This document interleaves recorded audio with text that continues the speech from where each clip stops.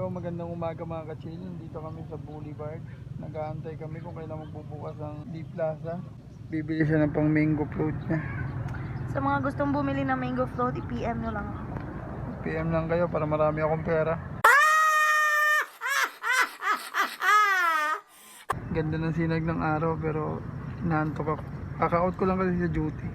Tsaka ang ganda rin na meron kami parang quota na pag na-hit mo na yung quota mo, pwede ka na mag-out kahit hindi ka pa 8 hours. At kinuha ko yun ang 5 oras para makapagpahinga tayo mga ka-chill.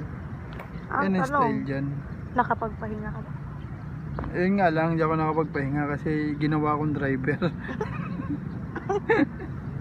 Ginawa kong driver ngayon ng aking asawa. Kasi madami siyang order ng mango float. At kung gusto nyo umorder kayo. Pag di kayo umorder, pangit kayo, ay joke.